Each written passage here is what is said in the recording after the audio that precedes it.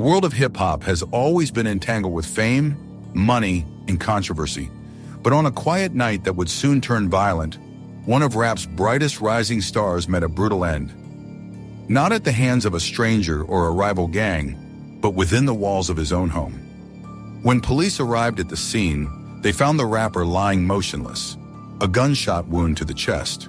Nearby, his wife sobbed hysterically, her clothes disheveled, as another man, half naked, was dragged out by officers. The shocking truth unraveled quickly. The rapper had caught his wife in the act, and minutes later, he was dead. But was it a crime of passion, a tragic accident, or a carefully orchestrated betrayal? This is the story of how one man's dream life crumbled into a nightmare, ending with his name added to the long list of artists taken too soon. If you're new here, welcome to Criminal Minds Archives. Don't forget to hit that subscribe button and turn on notifications so you never miss another deep dive into the darkest corners of true crime. Kyrus Cole wasn't just another name in the rap game. He was a rising star.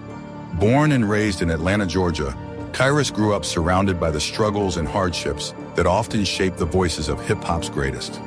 He turned his pain into poetry, and by his late teens, he was already recording tracks in makeshift studios, hustling mixtapes on street corners, and performing at local clubs. By 25, Kyrus had transformed from a neighborhood talent into a national sensation. His lyrics told stories of survival, ambition, and betrayal, resonating with fans across the country. His breakout single climbed the Billboard charts, and record labels were lining up with million-dollar offers. But what set Kyrus apart wasn't just his music, it was his image. He was relatable, grounded, the kind of artist who could sell out arenas, but still walk through his old neighborhood and dap up old friends. Fans loved him, media outlets adored him, and the industry began calling him the next big thing. Yet behind the flashing lights, sold-out shows, and luxurious lifestyle, Kyrus had a personal life that seemed just as perfect, at least from the outside. He was married to his longtime sweetheart, Serena Vale. To the world, they looked like the picture of stability, young, attractive, and in love. Social media was filled with photos of vacations, family dinners, and anniversary celebrations. But like many love stories, what looked perfect on the surface was far more complicated behind closed doors. On the surface, Kyrus Cole and Serena Vale had what fans often called a hip-hop fairy tale.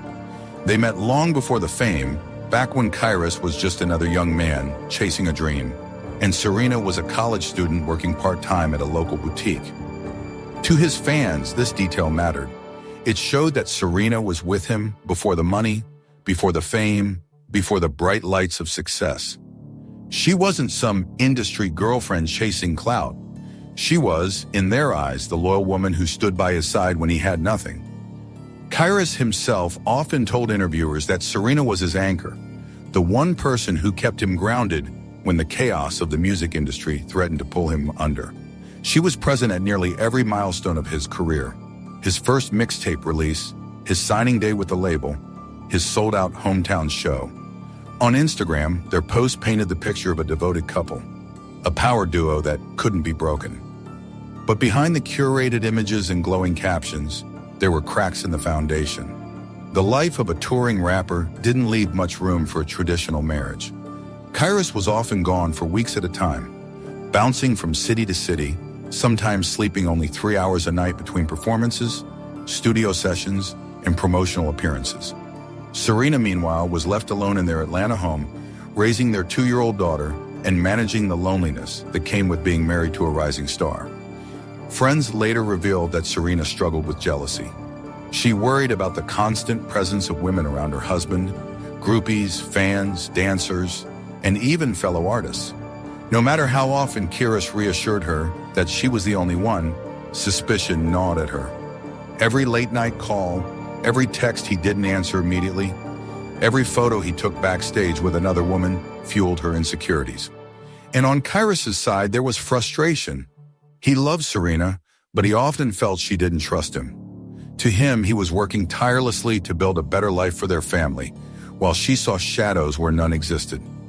Arguments became frequent, sometimes quite intense, other times loud enough for neighbors to overhear. Another layer to their problems was money. While Kairos provided for the household generously, Serena began to feel that her own identity was slipping away. She wasn't just Serena, she was Kairos's wife. The cars, the designer clothes, the big house, all of it came from him. To outsiders, this seemed like luxury. To Serena, it became a gilded cage. Privately, she confided in a friend that she sometimes wondered what her life would be like without Kairos. Would she still have a voice? Would she still matter if his fame disappeared overnight? Publicly, the couple was untouchable. They smiled for photos, held hands on red carpets, and posted heartfelt captions for birthdays and anniversaries. Fans would flood the comments, writing things like, "relationship goals," or "this is what real love looks like." But privately, Serena felt increasingly isolated. Kairos's circle of friends and associates, his managers, producers, and crew, were mostly men, and Serena often felt like an outsider in her own home when they were around. To make matters worse, Kairos had begun spending more time in Los Angeles for collaborations, while she remained in Atlanta. By the time Kairos turned 27, their marriage was at a crossroads. He was focused on expanding his career to the international stage.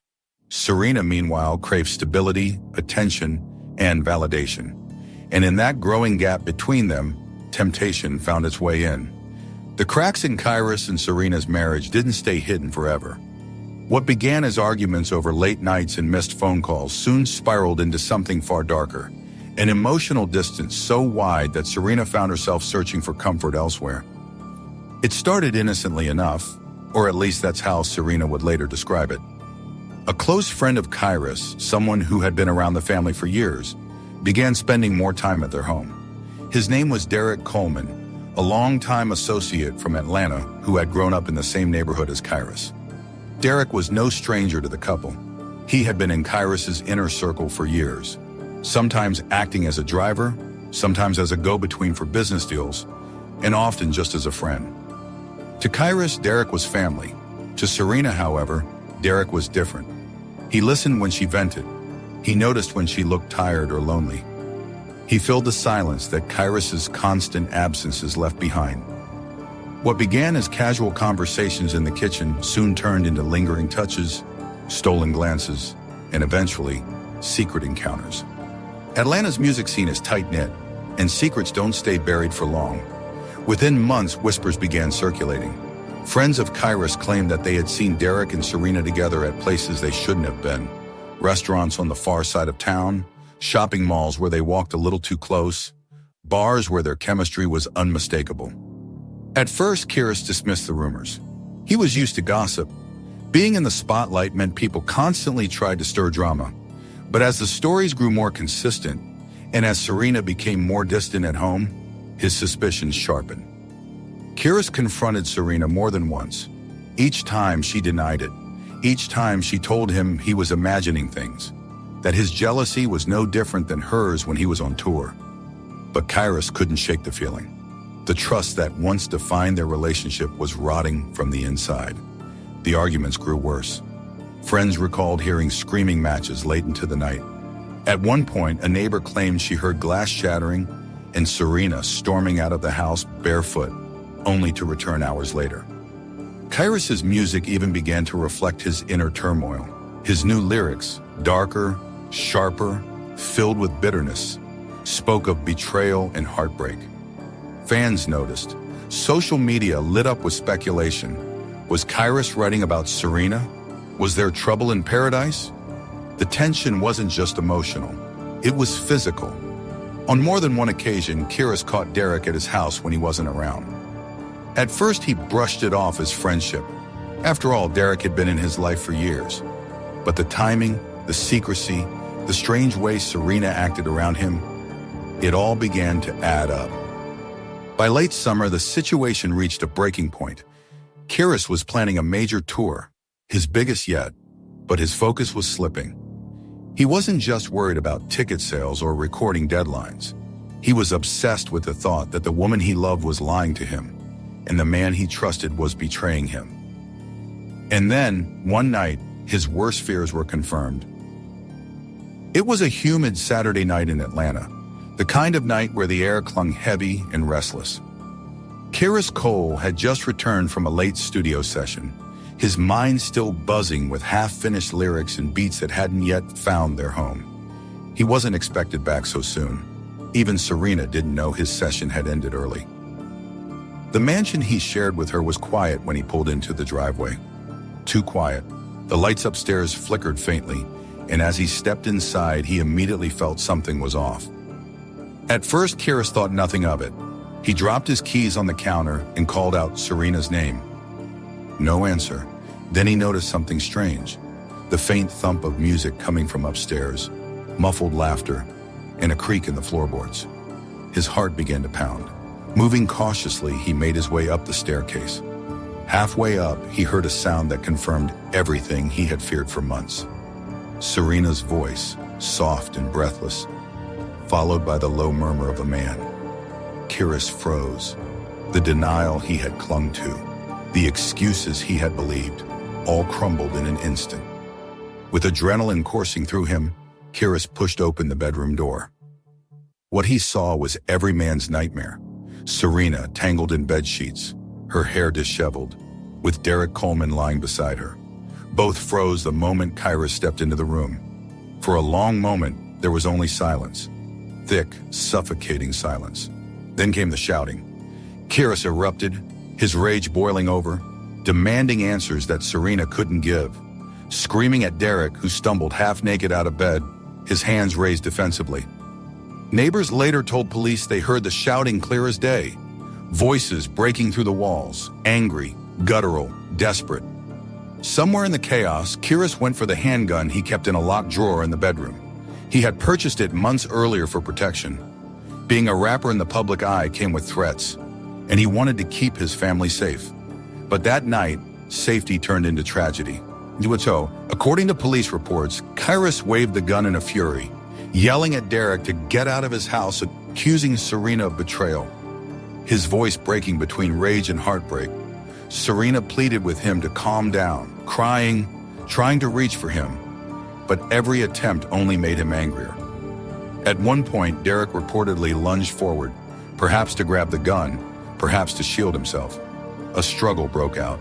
In the chaos, whether by accident or intention, the gun discharged. The shot rang out, echoing through the house. When the smoke cleared, Kyrus was on the floor, blood pooling beneath him, the life draining from his body.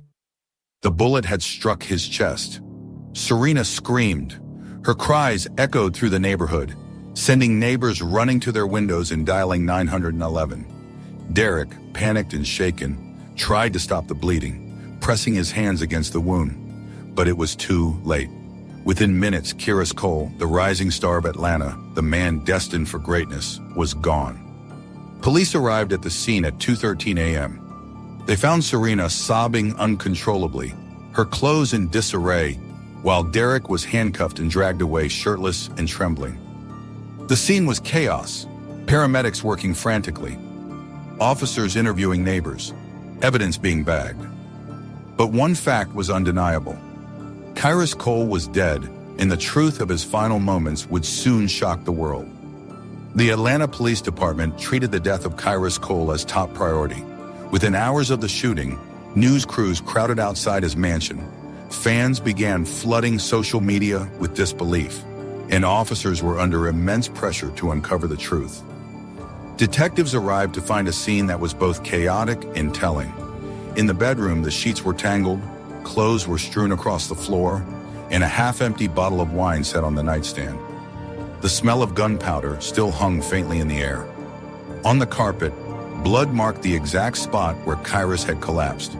His gun, a black Glock 19, was recovered only a few feet away. Ballistic experts quickly confirmed that it had been fired once, the bullet traveling directly into Kyrus's chest at close range. Photographs taken that night later showed the contrast between glamour and tragedy. Expensive furniture, designer clothing, and, in the middle of it all, the lifeless body of one of rap's brightest young stars. The first priority for detectives was statements. Serena Vale was interviewed separately from Derek Coleman, though both accounts would later clash. Serena's version, Through tears, she told detectives that Kiris had come home unexpectedly, found her with Derek, and lost control. She claimed Kiris waved the gun wildly, threatening Derek. According to her, the gun went off during the struggle, but she insisted it was an accident. She swore Kiris had not intended to shoot anyone, nor had Derek tried to hurt him. Derek's version. Derek told a different story. He claimed Kiris was enraged, pointing the gun directly at him, threatening to kill him for the betrayal. Derek said he lunged at Kiris in self-defense, trying to prevent him from pulling the trigger. In the scuffle, the gun discharged. Both admitted the affair. Neither could deny the betrayal, but who bore responsibility for the fatal shot? That was now the central question. The medical examiner's report confirmed that Kiris had died from a single gunshot wound to the chest. The angle of entry suggested the shot was fired at close range, during a struggle. Gunshot residue tests came back positive on Kiris's hands, indicating he had indeed handled the weapon that night. Detectives also noted bruises on both men. Kiris had defensive wounds on his arms, consistent with trying to block or push away an attacker, while Derek had scratches along his chest and arms, consistent with a physical struggle. The house itself offered additional clues. Surveillance cameras outside the property captured Kiris's car pulling into the driveway earlier than expected, supporting the theory that he had arrived home unannounced. But the cameras inside the house had been disabled weeks earlier, a detail that detectives found suspicious. From the beginning, investigators had to untangle motive. On the surface, it looked like a straightforward crime of passion. A husband catches his wife in bed with another man, violence erupts, and tragedy strikes. But some detectives question whether the shooting had truly been accidental. Was it possible that Derek had provoked the fight, knowing Kiris was volatile? Was Serena more involved than she let on? Or was Kiris's death simply the tragic outcome of jealousy and betrayal colliding in the worst possible way? News of Kiris's death spread like wildfire. Fans gathered outside his home, lighting candles, holding posters, blasting his music through car speakers. Social media became a flood of grief, with hashtags like #justice, for Kiris, and #GoneTooSoon trending within hours. But as the investigation deepened, the story became more complicated. This wasn't just about a rapper's death. It was about infidelity, betrayal, and the dark side of fame. By the time detectives pieced together the timeline, both Serena Vale and Derek Coleman were facing harsh scrutiny. One was the grieving widow caught in a scandal. The other was the best friend turned lover, now branded a homewrecker. And both were possible keys to unlocking what truly happened in those final chaotic minutes. The trial of Derek Coleman quickly became one of the most sensational cases in Atlanta's recent history. Courtrooms are often quiet, methodical places, but this one was packed with reporters, fans, and even fellow artists, all desperate to see how justice would unfold for the death of Kiris Cole. Prosecutors charged Derek Coleman with second-degree murder and possession of a firearm during the commission of a felony. Though Derek maintained he never intended to kill Kiris, the state argued that his reckless actions during the struggle directly caused the rapper's death. Serena Vale, though heavily scrutinized, was not charged. Legally, she had committed no crime in the eyes of prosecutors, though morally, public opinion painted her as complicit in the tragedy. Led by a sharp and unrelenting prosecutor, the state argued that Derek's presence in the home that night was the root cause of Kiris's death. They painted Derek as a man who betrayed his closest friend, sneaking behind his back and destroying his marriage. They highlighted the fact that Derek was in bed with Serena at the time Kiris discovered them, knowing full well the danger of his actions. They argued that Derek's decision to lunge at Kiris while he held the gun showed reckless disregard for human life. In closing arguments, the prosecutor's words echoed through the courtroom. If Derek Coleman had respected the bond of friendship, if he had respected the sanctity of marriage, if he had respected the value of human life, then Kiris Cole would still be alive today. Derek's defense attorney, however, offered a different narrative. They painted Kiris not as a victim of betrayal, but as an aggressor who lost control. They argued that Kiris was consumed by rage when he discovered the affair and brandished the gun in a threatening manner. They emphasized the scratches and bruises on Derek's body, claiming they were consistent with him trying to defend himself. They insisted the shot was a tragic accident, the result of a struggle that Derek never wanted, caused only because he feared for his life. The defense's central message was simple: this is not murder, this is tragedy. When Serena Vale took the stand, the courtroom was silent. All eyes were on her, the woman at the center of the scandal, the widow who had lost her husband, yet stood accused in the court of public opinion. Through tears, she admitted the affair. She admitted the betrayal. But she also insisted that she never wanted harm to come to Kairos. She described him as a loving husband who had grown distant, a man she still loved despite her mistakes. When asked about the night of the shooting, her voice trembled as she recounted how Kairos pointed the gun at Derek, shouting in rage before the struggle ensued. Her words seemed to support Derek's claim of self-defense, but her credibility was questioned. After all, she had lied to Kairos for months.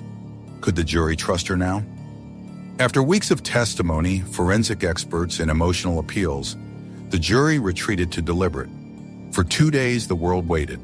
Outside the courthouse, fans of Kairos held vigils, chanting for justice. Inside, Serena sat stone-faced, her hands trembling in her lap, while Derek prayed silently at the defense table. Finally, the verdict was read: guilty of involuntary manslaughter, not guilty of second-degree murder. The jury concluded that Derek did not intend to kill Kairos, but his reckless actions caused the death nonetheless. He was sentenced to 15 years in prison with the possibility of parole after 10. The reaction was explosive. Some fans felt justice had been served. Others believed Derek had gotten off too lightly. Serena left the courthouse in silence, her face hidden behind sunglasses. As reporters shouted questions she refused to answer. For Kairos's family, the verdict brought little comfort.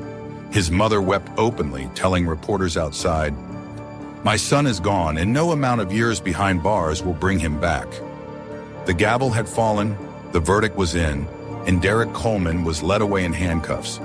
But the story of Kairos Cole didn't end in that courtroom. For his family, his fans, and the music industry at large, the ripple effects of his death continued to spread long after the trial was over. Kairos's family was devastated.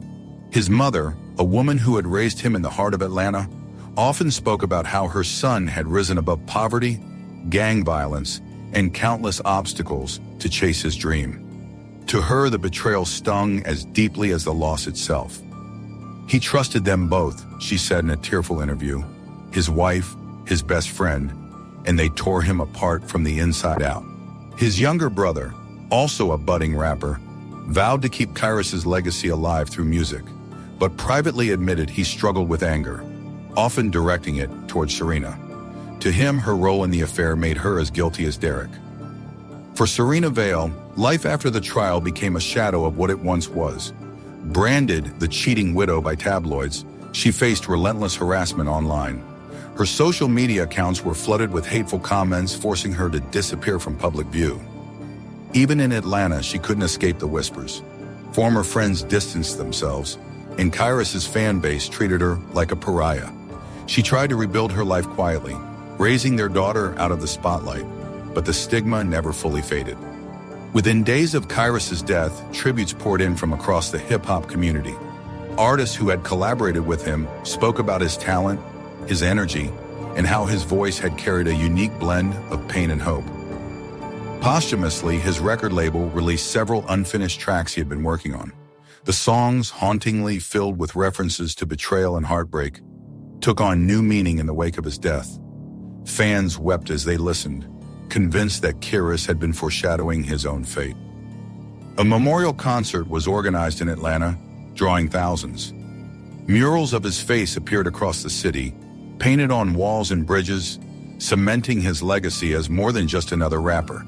He was a symbol of lost potential. Kairos's death became more than just another headline. It sparked conversations about loyalty, betrayal, and the cost of fame. Fans debated endlessly online, some blaming Serena, others condemning Derek, while many simply mourned the loss of an artist who had barely scratched the surface of his potential. For younger rappers, Kairos's story became a cautionary tale. Behind the luxury cars and the flashing cameras, there were struggles that fame couldn't fix. Broken trust, fractured relationships, and the dangers that come when personal lives implode under public scrutiny. Perhaps the most heartbreaking detail of all was the couple's daughter. Barely a toddler at the time of her father's death, she grew up without him, left to piece together his legacy through music videos, interviews, and stories told by family. To this day, Kairos's fans often dedicate messages to her online, promising that she will always know how much her father meant to the world. The story of Kairos Cole is one of talent, betrayal, and tragedy. A man who climbed from the streets of Atlanta to the national stage, only to be cut down not by rivals, not by gang violence, not by random chance, but by the people he trusted most. It was supposed to be a love story. Kairos and Serena Vale, together since the early days, raising a child, building a life that fans admired from afar. But the cracks in their marriage, hidden behind Instagram filters and public smiles, widened until they collapsed completely. It was supposed to be a friendship. Kairos and Derek Coleman, childhood companions who shared dreams, laughs, and loyalty. Instead, it became the ultimate betrayal, ending in blood on the bedroom floor. The courts called it involuntary manslaughter, a reckless act that ended in death. But to Kairos's family and fans, it was much more than that. It was a robbery of a future, of a father, of an artist whose words carried meaning for millions. Kairos's songs live on, and in them, listeners hear echoes of his struggle, the paranoia, the loneliness, the themes of trust broken and love gone wrong. In hindsight, his music feels almost prophetic, as if he knew his story would end not on stage, but in tragedy. True crime is often filled with villains and victims. But this story is different. It is layered in shades of gray. Was Derek a murderer, or a man caught in the heat of a desperate struggle? Was Serena a villain, or simply a woman who made choices that spiraled out of control? Was Kairos a victim of betrayal, or of his own rage? Perhaps the deeper truth is this. Betrayal has consequences that stretch far beyond broken hearts. When trust is shattered, when loyalty is lost, when anger collides with passion, tragedy is never far behind. Today, the name Kairos Cole carries both admiration and sadness. He is remembered as the artist who gave voice to the voiceless, as the young man who brought his city pride, and as yet another bright star extinguished far too soon. In the end, fame couldn't shield him, money couldn't save him, and love, the thing he thought he had secured, proved to be the very weapon that destroyed him. This has been the story of Kairos Cole, a life of talent and triumph, undone by betrayal. What do you think? Was justice truly served? Or does this story reveal something far darker about human nature? Let us know in the comments below. And if you found this deep dive compelling, make sure you subscribe to Criminal Minds Archives. We'll continue to bring you the stories that remind us how thin the line really is between love, loyalty, and tragedy.